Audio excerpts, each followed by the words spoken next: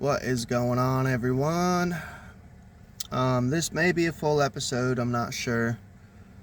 If not, it'll just be a segment and I can stitch it into something else. And it may be a little chaotic. I don't know if there's going to be one subject we're speaking on or talking about, or it's going to be multiple. If it does turn into a full-blown podcast, this is Abe, your host. Thanks for tuning in to Conspiracy Corner Podcast. Please like, share, and subscribe. So, we're going to talk about the truth community and spirituality and energies. What we intake as our food, whether it be knowledge or... I look at media as food. Well, I look at most life as like an RPG. When I wake up in the morning, it's like brew coffee, drink coffee, +1, +1, +1 HP, When I was younger, I used to think I was the only one that thought like that, but actually my oldest brother, he kind of thinks the same way, and it was one of the things that me and him had in common that we would talk about and laugh at, that life is like an RPG.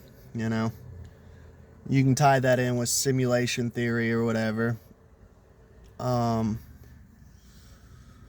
yeah, so I look at media as food. Like, you are consuming media. And I've noticed with the truth community, there's a large amount of people who are very extreme and very weird about what they consume. The reason I bring this up, I don't know if I've probably chatted about this and talked about it a little bit. So my buddy, he's a conspiracy theorist. I would like to get him on the podcast one day.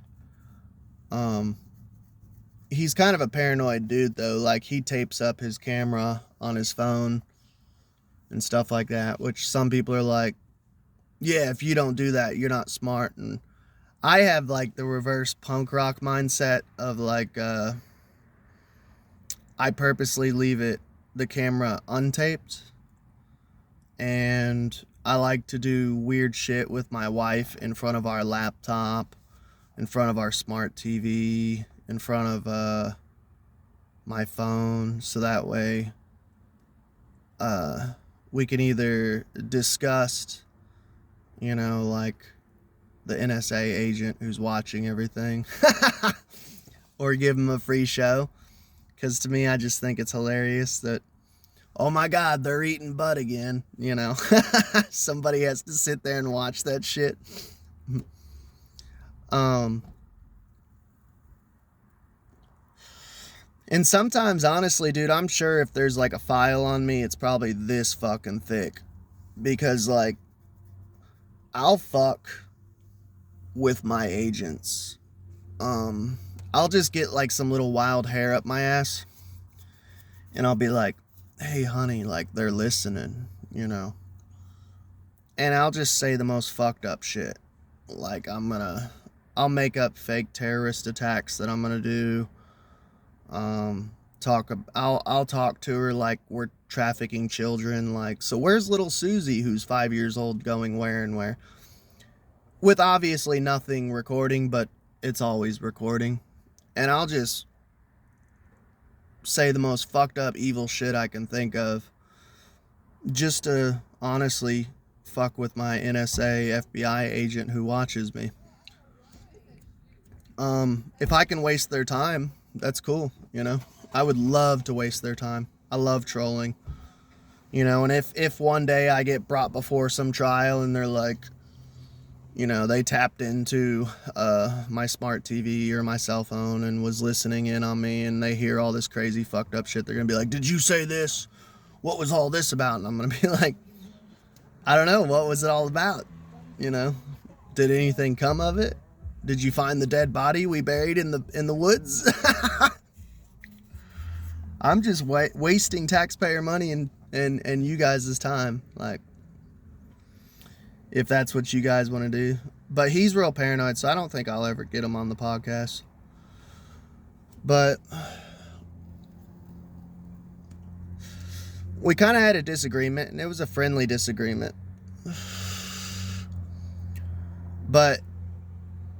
And he believes in this philosophy. I'm an occultist. He's super Christian. He's a Q-tard. So we agree on a lot of shit, but then we disagree on a lot of shit. So where he's Christian and shit, and he just became Christian again, I think like 2 years ago, maybe, year and a half ago. He has the mindset that he has to, because he's got Christianity controlling him, that he has to be really careful on what he listens to, what he watches, and shit like that. I'm assuming. Make an ass out of you and me, but I also say you are what you eat. Sorry, I used to be a poet. We were talking about leave the world behind. Well, actually, we were talking about reading. Like, he's always been one of these conspiracy theorists who's, like, proud that he doesn't read, which is very concerning to me. I've always found that very concerning. Not even as a conspiracy theorist, but even, like, because, yes, I blue pill, just like everyone. Well, most everyone. I try to blue pill. Like tomorrow, me and my wife are going out. We're going to blue pill all day. We're going to Waveland, I think. It's got trails. We're going to go hiking. I think it's got like a museum and a tour and shit. History shit. Like Kentucky history shit. Blue pill shit. I believe that you should have a healthy blue pill every now and then. But I've noticed a trend that is concerning within the blue pill and the red pill communities of being proud of being not illiterate, but just not reading. Like, people are proud of it. Like, oh, I don't read. And it's like, that's not good. But I don't want to go on a huge rant with that. But we were talking about just conspiracies in general. And for some reason, leave the world behind. I don't even remember how. Which it's fine. Because that means I don't have to get into it. And waste time. Because I can get sidetracked. But we were talking about leave the world behind, that recent Obama Netflix episode. Or movie that got put out on Netflix, and I guess the Obamas produced it and stuff. But we have a book bin here at Kroger where I work. We have a book bin, and I seen it, and it was like $4.50. So I bought a copy for myself, and I was like, look, man, look what I fucking found. Because like I buy books and collect books. Like, we just moved here recently, and like everyone hates me for doing it because I've got like 4 or 5 huge ass boxes of books, and books are fucking heavy. And I remember when we were moving, literally last month or whatever, one of my wife's coworkers was helping me move, and he literally dropped his into the box and was like, "God damn it, Abe, stop reading." And I'm like, I'm sorry, I can't, And people are like, well, why don't you get rid of your books? And it's like, because I don't just read. Like, anyone who first started watching this channel, like, it started off as a book review channel. In the earliest days, 7 years ago, this channel started out as a book review channel But where the only thing I was reading was conspiracy theory books, it ended up turning into a conspiracy channel where I would make conspiracy videos. And it went from that to I started getting into podcasting, and I was like, I want to turn this into a conspiracy podcast channel. So that's kind of been my adventure on that. And it all started with reading. And I mean, I was reading a shit ton, like a book a week, you know. But where was I going? Oh, so I picked up this book, Leave the World Behind. And here's kind of an update on what to expect on this channel. I'm going to start a series. And I've been wanting to get into bigger conspiracy theory books. I didn't do it for the longest time until I heard that another podcast did it. I believe, I could be wrong, but I believe it's this podcast called Grimerica, which I've listened to the host of Grimerica on several other podcasts like Tinfoil Hat, Union of the Unwanted. I think he's like an Irish dude. And he'll do like 8-hour podcast of like literally reading a book cover to cover and commenting here and there. And I'm like, well, if he's doing it and people like it, fuck it, I'm gonna do it. And I already was kind of doing it with stuff like The Crucible. I started that series, but then my channel got too many strikes and shit, and I gave up on it. But I was starting to do it with smaller books. Like, let's do a series on The Crucible. So I bought this Leave the World Behind, and I'm like, dude, all these conspiracy channels are talking about this movie. And me and Sammy watched it, and I wanted to do a podcast movie review about the movie, but she didn't want to. She's being real weird here lately. She's not wanting to podcast with me like she used to. Which, if you've been a long time listener, you guys know that she wasn't always like a co-host like all the time, but she would pop in every now and then and co-host with me, which I loved, because an episode that would have been 30 minutes turned into an hour and a half because I have someone to bounce off of. And it's something I'm struggling with this channel, is getting a co-host. Like, that, and like, people just don't, they want a podcast, but they don't, you know. Like, I was supposed to be invited on someone else's podcast, which the guy is struggling with alcoholism, but he's like, dude, I'm getting back into podcasting. And I'm like, awesome. He's like, do you want to come on? I'm like, fuck yeah, dude. And like, it just never happened, you know. Like, I kept hitting him up, and he kept planning dates, and then he would just get drunk and fall back into alcoholism, and yeah, it just sucks, you know. But yeah, she didn't want to do a movie review on it. So maybe one day I'll rewatch it and do a movie review by myself on it, because I don't mind to rewatch it. It actually wasn't that bad of a movie. But I do plan on doing a cover to cover. I want to read the book, but it won't just be an audiobook. So if you're just expecting me to just sit here and read a book for you, like, yes, it's going to be that, but I'm going to be pausing a lot and doing commentary on it. So it will be a podcast at the end of the day. And I don't know. I had thought about it. I'm like, dude, I see all these conspiracy channels talking about Leave the World Behind, but I haven't seen any yet who have actually done like a book with commentary, like a read along, you know, reading it and commenting on it. So maybe I'll be the first one to do it. So I'm like, hey, that's good market strategy of like something that hasn't been done yet, but it's a hot topic right now.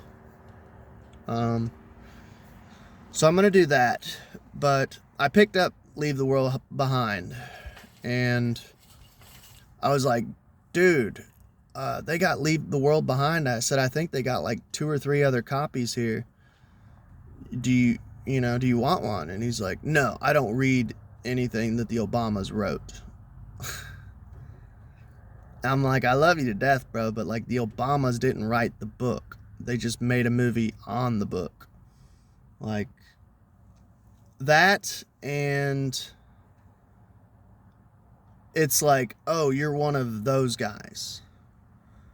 And what I mean by this is like, I've noticed a trend of fearfulness as far as like people who are afraid to consume content that is made by the Illuminati, But at the same time, these people will contradict themselves and say, oh, they'll go on rants about predictive programming and how they tell us what they're going to do because of occult principles and stuff. So my mindset is, if they're telling you what they're going to do, don't you want to at least listen and hear what they are planning? Now, give me a second. We're going to go deeper into this concept. So, there's multiple theories. Like, you have the predictive programming theory that they tell us what's going to happen and what they're planning to get us ready for it. Then you have a theory that they're all sorcerers and chaos magicians, which would kind of make sense, like with chaos magic, and that there's occult rules and principles that they have to follow, of like laws of consent, of like, I'm going to do this to you. It's up to you to stop it or refuse. And if you don't, so be it, whatever. If you do go along with it, whatever happens to you, I have no karmic repercussion for. Sorry, I just finished eating.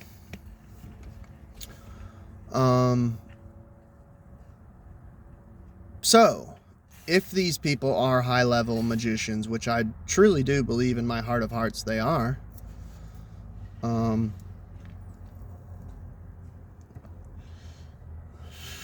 it's magic. Now, I had a conversation with my grandma Williams. I love her to death. And me and her, we kept calling each other like once a week and shit for a while. And I need to get back in touch with her. Yeah, I need to get back in touch with her again. But, we were having some deep conversations for a while, And one of the conversations we were having was like,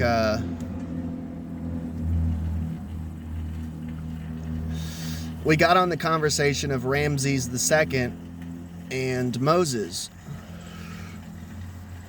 And I was getting into the historical aspect of it, how they think Ramses II was the Ramses in the biblical time of Moses. And Moses was an actual historical character named Tetmosis, which is Tetmosis.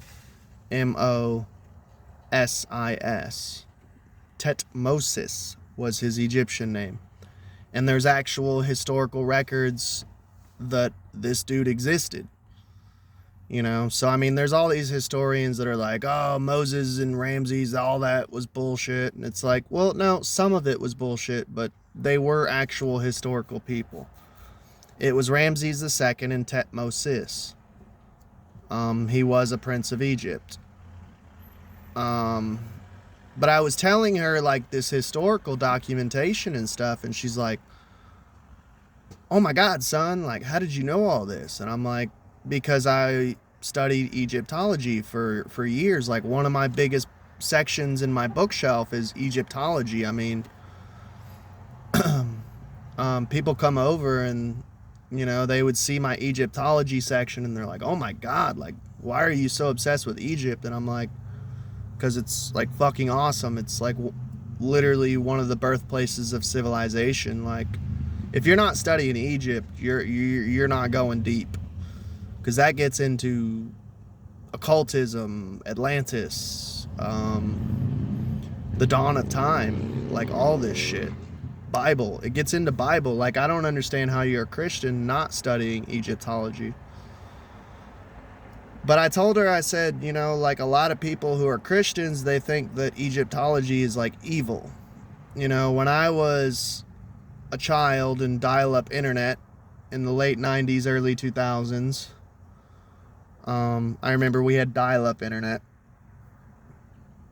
And like, I would go on the internet and surf the web, and like, the stuff I was looking up was Egyptian hieroglyphics, because I was big on comic books, and I was like, these are like ancient comic books. I was already putting shit together as a little child.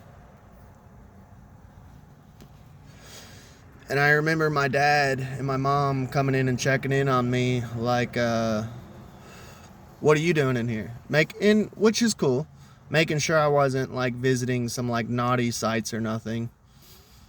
But I was like looking at fucking hieroglyphs and shit and ancient Egypt shit. And they're like, oh, you can't look at that. You know, you can't look at that. Don't look at that. That's evil. You know, and I'd be like, well, why? Why is it evil? And it's like, because they're the bad guys, is what they would say to me. Like, the Egyptians are the bad guys. They believe in multiple gods, and, you know, they enslaved the Jews. The Jews built the pyramids. The whole story of Exodus, which I think is a propaganda piece.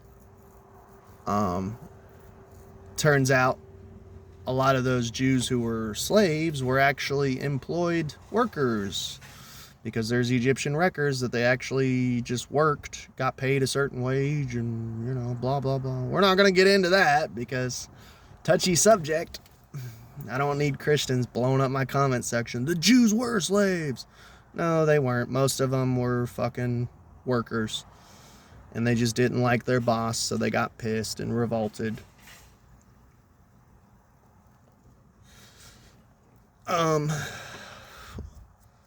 But I was explaining to her, I was like, yeah, I study Egyptology, you know, and I told her, I said, honestly, I did the opposite of what I was taught. I said, all these Christians are like terrified, and this is how I explained it to her, all these Christians are terrified to explore the other side. And I said, it doesn't make any sense. I said, Grandma, let's pretend this is a spiritual battle. I said, do you feel like this is a spiritual battle of good versus evil? And she said, yes, I do believe that. And I said, okay, during war, like World War II, during World War I, any type of battle, any type of war, there was always double agents. I said, when we beat the Nazis, us in Russia beat the Nazis, quote unquote, we raided all their books and files and all that shit. We raided it because we wanted to see what they were doing. What were they working on, you know? And that ties in with like Operation Paperclip and shit. So I've always had the mindset of, how are you going to defeat the enemy if you do not read and understand what the enemy is? That's like War 101. You know, if I want to destroy Satanism, I should buy a satanic Bible. If I'm brave enough, I should infiltrate the Church of Satan, or the Satanic Temple. That was always my thing, of people like, oh, well, so-and-so's a Freemason. And it's like, okay, yeah, maybe they are a Freemason. Who says they're not infiltrating, dumbass? And you're blowing their cover, dumbass. You don't know that. So yeah, on paper they're a Freemason. Who says they're not infiltrating and keeping an eye on everything and trying to learn and see, are they trafficking children in the basement? Let's find out. The only way to find out is to infiltrate and get in there and find out. Get your hands dirty, as the hillbillies would say. Get your hands dirty, boy. And she told me, she's like, Abe, I never thought of it like that. I said, well, that's the way I look at it. I said, I believe that we're in a spiritual war. You know, and there's honestly, I told her this too. I said, there are Christians who are terrified of the Satanic Bible. And I said, I've read most of the Satanic Bible. I need to get me a copy and actually read the whole thing cover to cover. But she's like, yeah, they're afraid of it. They don't want to get possessed and all this. And I'm like, that's what they're told. I said, but doesn't that kind of say that God is weak? Like, if your God is all-powerful, all-knowing, omniscient, omnipresent, omnipowerful, why are you afraid that he can't protect you from reading these books or watching these films? You know, if your God is like the destroyer of evil, you should honestly be brave enough to be like, I can handle this. God will protect me. You know, I can read this without the devil taking me over and me becoming possessed, or me. And what it is it's fear. A lot of this is fear. These preachers are afraid. That's why they tell them, don't listen to this music. They control their flock. They look at themselves as shepherds. This is nothing new. They even say, like, I'm a shepherd, you're a sheep. They say this to their congregations, which has always been so disgusting and insulting to me. Even as a kid, I'm like, did that motherfucker just say he's a shepherd and I'm a fucking sheep? Like, nah, dog. I ain't cool with that. I ain't no fucking sheep. I'm a wolf. And I will eat your flock.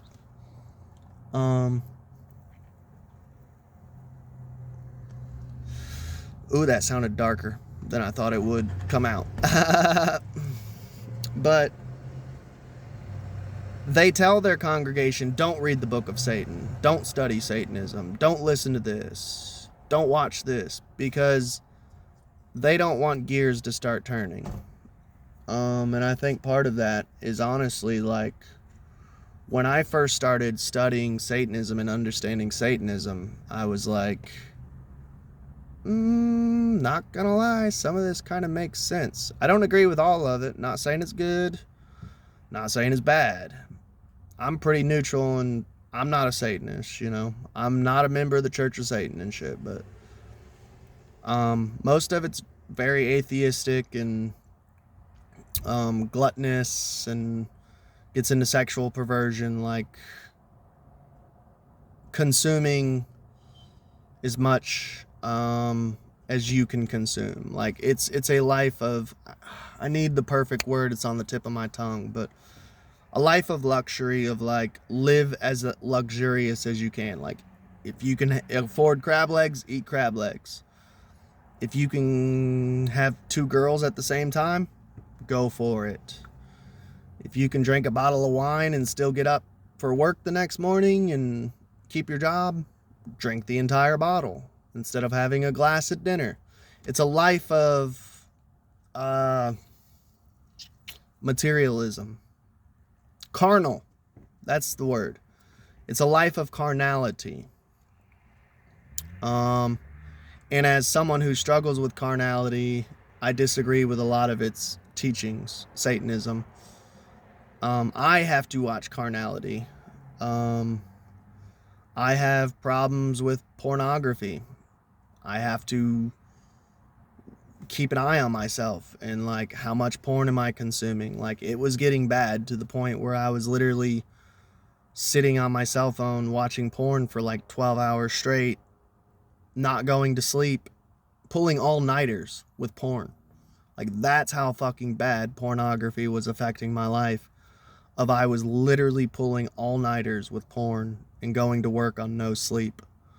Because I was just like, oh, yep.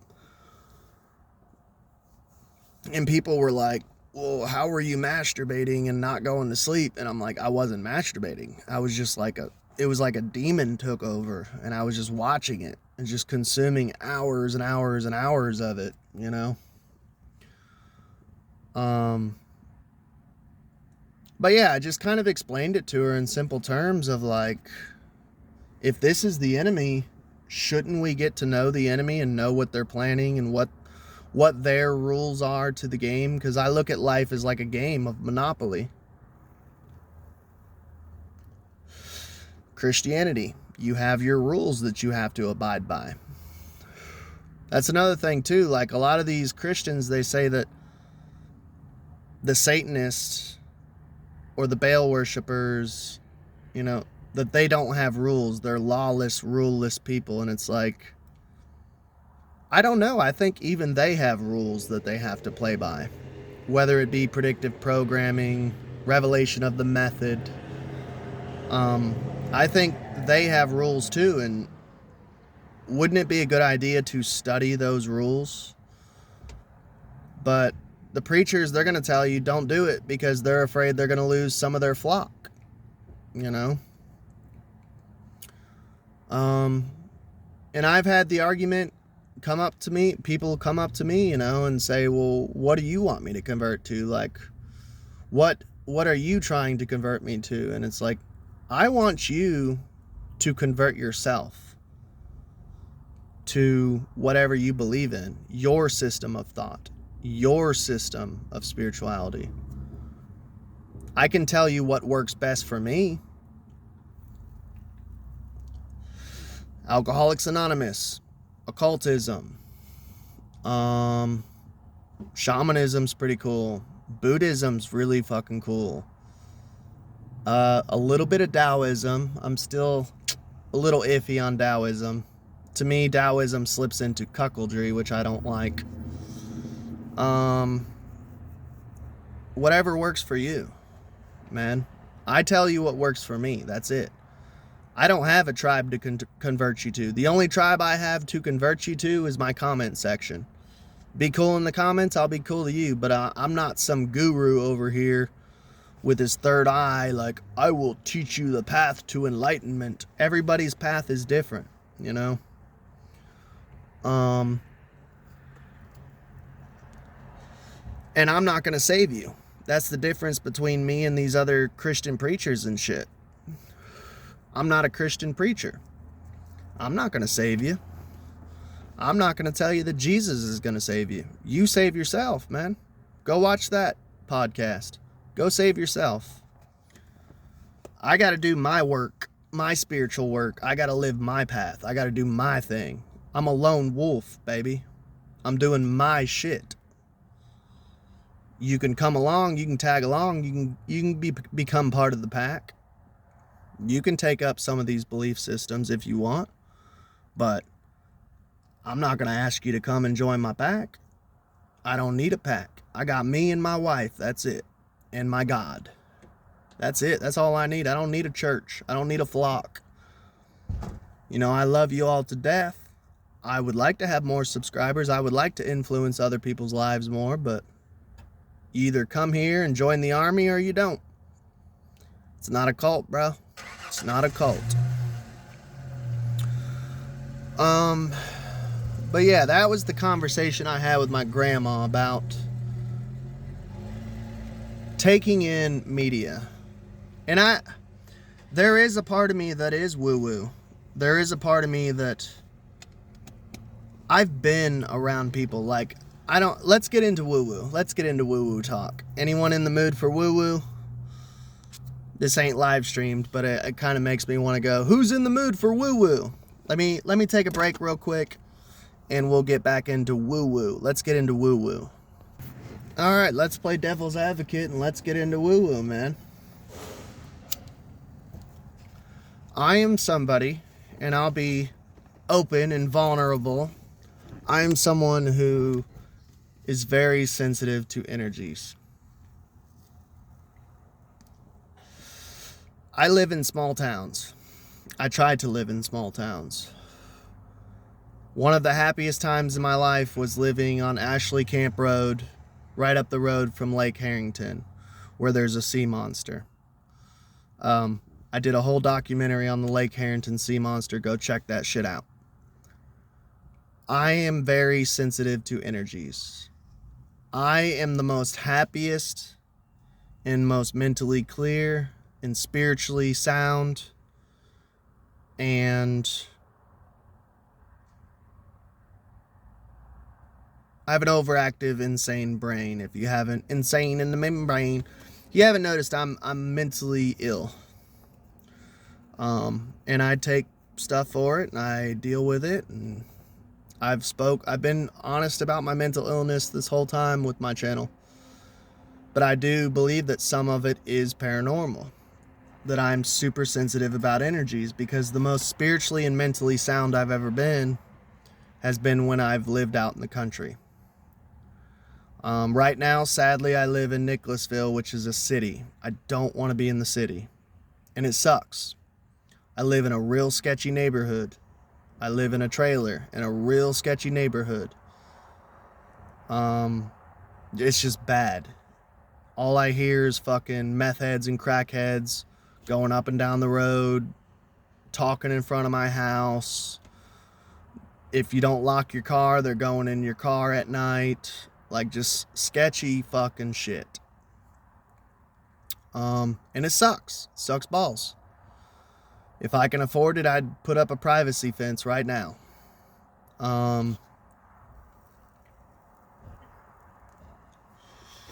It's not cool.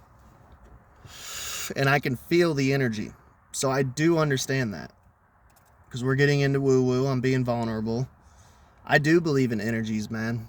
I lived in a relationship with my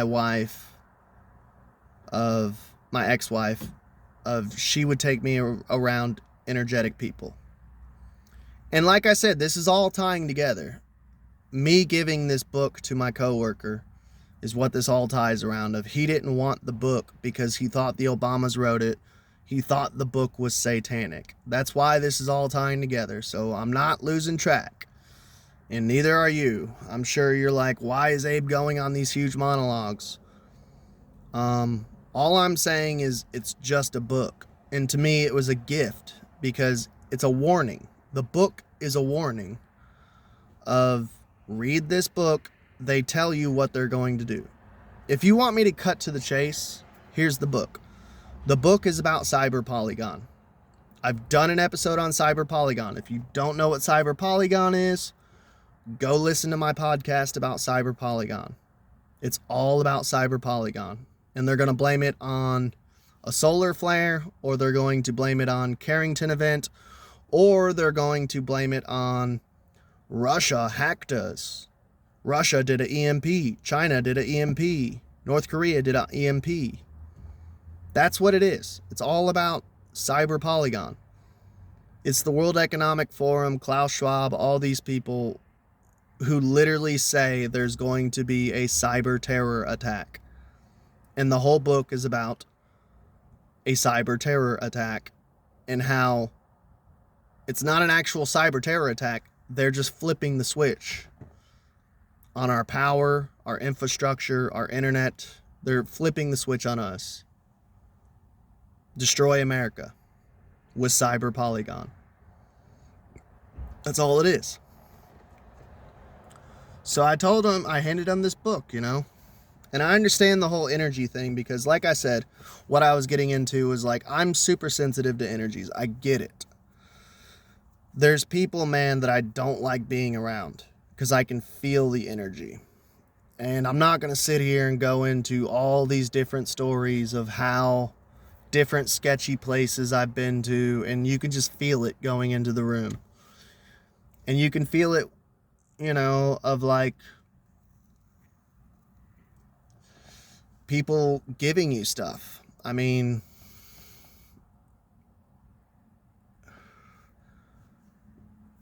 so I get it. But I told him, man, I'm like, there comes a point, though, when I'm trying to give you some information for $4.50. You say you're a conspiracy theorist, like, I'm handing you conspiracy gold. It's a brand new hardcover, Leave the World Behind book. Like, go home and read it. You say you're getting into reading, go home and read it. Short. It's literally a playbook of what they're going to do. But because he was so sensitive of, I got to be careful of what I read. I'm not reading it. It's connected to the Obamas. And I'm like, then don't. Put it on your shelf. Let it collect dust. But when Cyber Polygon hits and you're freaking out and going, what's going on? I tried to tell you. They tell you what they're going to do. With the COVID pandemic, we already went through this. They did, the Agenda 21 shit. They did fucking... I've made multiple episodes on different war games that they were doing, different simulations that they were doing before COVID-19. They told you what was coming. They warned you of what was coming. So I don't know. I understand that people are very sensitive and they have like, your body is your temple. I get it.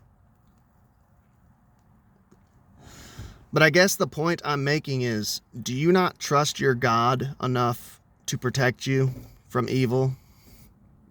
You're insulting your God, whether it's Jehovah, whether it's Wonka Tonkin, whether it's Thor, whether it's Odin, whether it's whatever God you believe in. You are literally calling your God weak if he cannot protect you and give you the discernment to read the enemy's writing. And you're saying basically that your God is too weak to protect you and not give you the discernment. And no offense either, like, I have discernment. I believe that some discernment, I believe that I get downloads from my creator of all. I believe that I get downloads and feelings and premonitions of don't do this, be careful with this, I play with divination. Especially if I feel like I'm lost, I play with divination. There's nothing wrong, in my opinion, with seeing the future of what to do and what not to do. But at the same time, I feel like I wake up and I believe that I have a soul. I believe that my soul has an actual discernment that's already there. I don't have to have downloads. I just naturally know what's good for me and what's not. And maybe it could be that. Maybe it could be he's like, hey, I can't handle this. But I know he's going down some paths of me handing him this book and telling him to read it. Of like, he's going down like a QAnon path that like he thinks that Q is in control, that the government's going to swoop in and save him and shit. And I'm like, explaining it to him, like, just in case there isn't some secret military operation going on called Q or whatever, 17, whatever. Don't you want to be prepared just in case? Just in case? And that kind of ties in with that previous episode I did on Save Yourself of like, just in case, don't you want to better safe than sorry? Don't you want to know what they're planning? Don't you want to know what's going to happen? But that's my plan for Leave the World Behind. It's kind of a preview. I don't know what I'll call this episode. I went all over the place. I feel like I got all the points that I wanted to get out. I think we went deep. I hope you enjoyed. We did go a little bit all over the place, but I don't know. I hope you got something out of it. And I went into overtime, 45 minutes. Please like, share, and subscribe. Y'all have a good day. Let me know in the comments what you think. Bye.